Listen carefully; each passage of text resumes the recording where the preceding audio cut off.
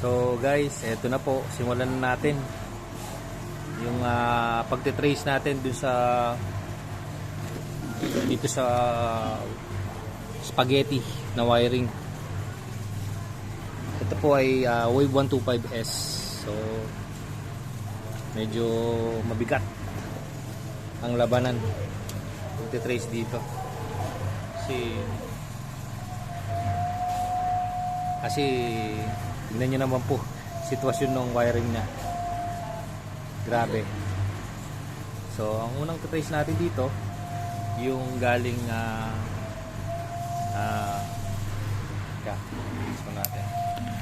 yung galing ng battery, then papunta sa susian. Tignan natin kung bakit walang power.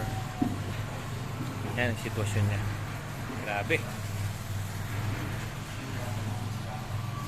Sa sitwasyon na to, parang hindi mo alam kung saan ka mag start, pero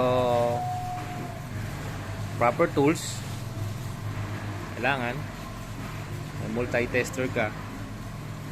Then another one is yung test light natin. Ito, test light.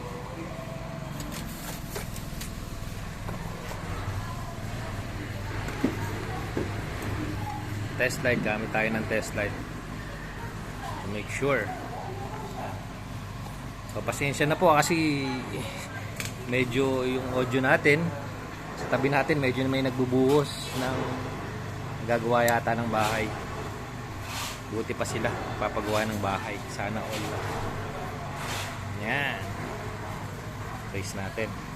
Click muna natin yung ating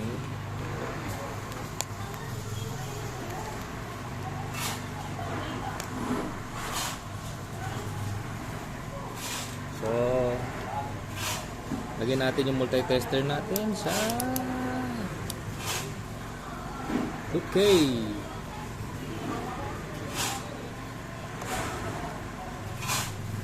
Yan. Testingin natin kung may continuity yung wiring.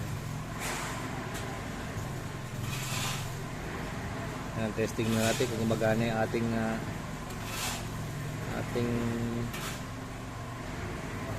tester. Yan. Sige na po natin. Pa natin pwedeng i-clip ito. Ito muna.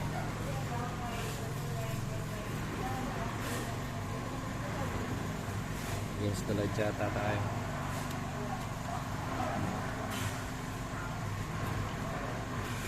Yan. Ganyan na lang. Unang titingnan natin yung red wire. So naku, kahapon nasan yung red wire? Ito po yung red wire. Etong wire na to papunta na po ng susian to. Diyan chinek ko. Next ko muna ng test light kung may power ba. Natin yung test light natin kung yan, makikita nyo po may power, di ba? Etong wire na to walang power, walang continuity ng 12 volts. Dapat po yan meron. Yan po ang hahanapin natin. Ngayon, gawa po ng to make sure, tinastas ko po lahat yan kasi yung wiring medyo napakailaman na ng ibang gumagawa, so hindi na naibalik sa standard. So ayan po, dami nang nakatap. Pagdating dun sa head, puro iba-iba na yung kulay. So unang-una po, para malaman natin kung yung 12 volts continuity ning papunta ng susian. So etong red wire po na to. So ito pong red wire na to galing ng baterya to, So, checkin po natin, ito papunta na ng rectifier to. Ito. So papunta ng rectifier. Then another one, etong wire na to, another wire, etong dalawang 2 wire yan eh, isang papunta ng rectifier, isang papunta ng battery. So magkaugnay yan. So hahanapin po natin.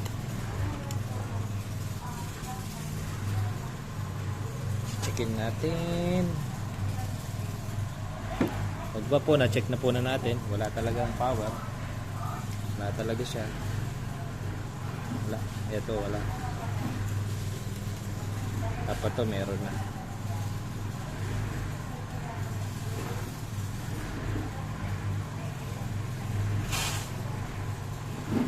Lagay ko na po siya ng ganyan para kita natin kung magkakaroon siya ng power. Chinik natin. Ito po etong isang wire na to papuntang CDI. So dapat ito yung wire niya na papunta rin ng ignition switch sa susian. Ngayon, pagka sinwitch mo siya, kailangan meron siya na magiging power to connect to magko-connect to dapat.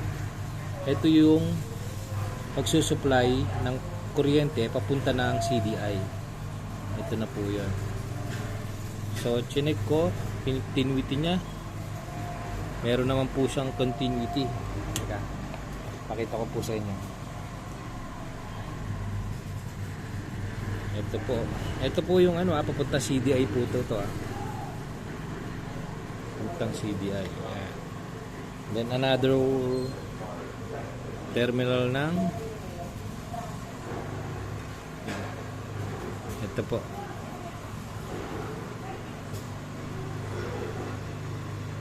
Teka, tanggalin na rin natin para makita natin ang buo. Ayan.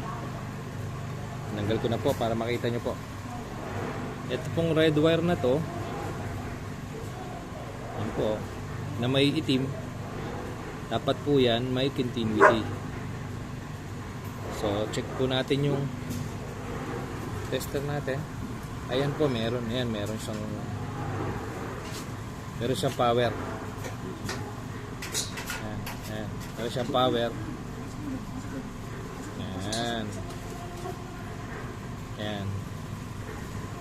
Ayan, ibig sabihin po may continuity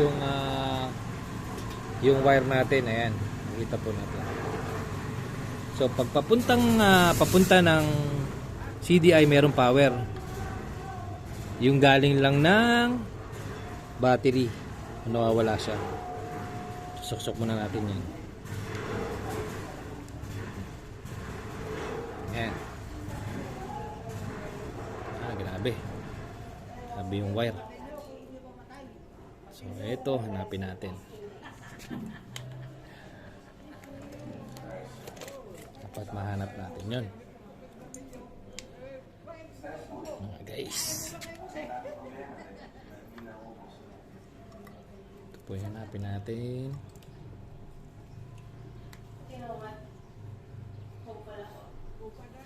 Yan guys, ito guys. Continuity ng ito yung karugtong niyan, ito po yun. So wala.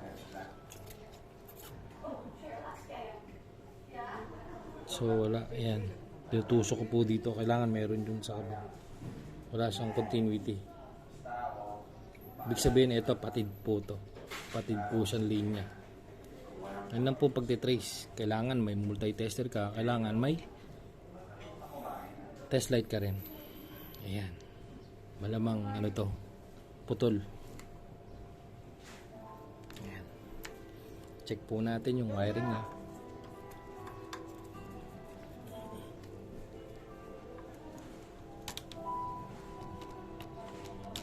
Ayan, para makita nyo po.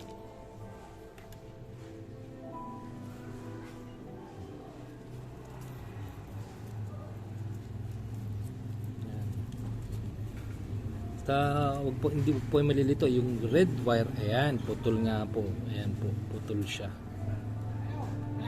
putol. Ito, checkin natin po kung may continuity. Makikita natin to, papalo to. O yun, ibig sabihin po, dun lang, ito lang dito na putol. Dito. Hindi mo mapapansin kasi nakapaloob siya dun sa wire na pinagbalutan. Ayan po. Kailangan may tester ka. Ayan. Kita po natin may continuity na. So kailangan kita natin dito yung karugtong niya.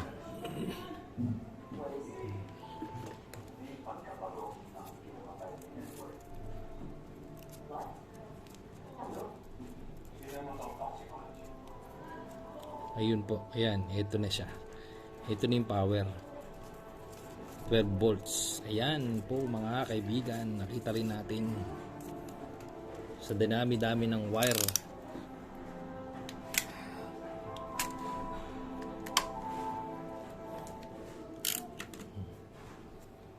Ayan na po, ayan. Test light muna natin kung may 12 volts power siya. Ayan na po. Ayan, meron po. Ayan, meron na. Ayan. Dudugtungin po natin yan.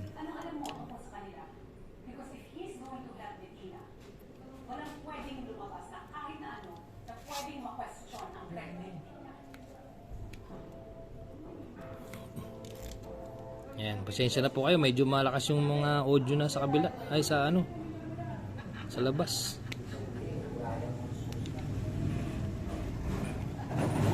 Ayan. Ngayon, test light po natin ulit. Test light natin kung may 12 volts continuity na siya. Ayun. Ayun na po. Ito na po siya. Ayan. Ayan na po. Yun lang po ang pag-check. Ito na po. Pag dinagtikit po natin yan, kasi ito po, karugtong yan. Ito na po yung wiring ng papunta ng ignition switch. Itong dalawang to. Kasi sa ano po, sa wave 125, dalawa lang po yan. Red, saka red na may black. Pag pinagdikit natin yan, yan, may power na po yan. May power na po yung ano natin. Yan, marinig po natin. Ayun, meron na po. Meron na pong electric start. Meron na po isang electric start. So, buwan na po natin. Ito po, huwag niyo pong kakalimutan. Kung walang pong power, yung motor natin, ang unang-una po nating titrace, ito pong red wire na ito. Red wire po yan. Red wire. Honda. Trace po natin. Baka mamaya, ito katulad nito, nakapaloob sa electrical wire. Tignan po natin. Yan lang po ang problema. Kung hindi po yung fuse, mga fuses, ito po, trace po natin yan. Red wire. Then, ko-connect dun sa red and black para magka-power siya. Yan lang po. Ayan. Tigit ko lang po yan.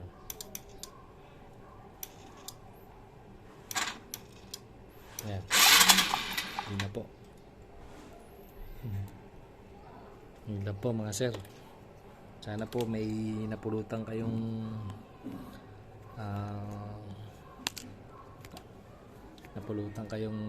may natutunan kayo sa vlog na ito about sa wiring po ng Wave 125S.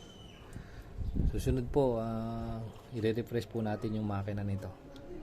So babaklasin natin yung head, change oil, pati yung carburetor, check natin lahat-lahat. I-refresh po natin yung makina para maging bago po siya ulit. Ayan po yung sitwasyon niya. So stay tuned guys. See you on next vlog.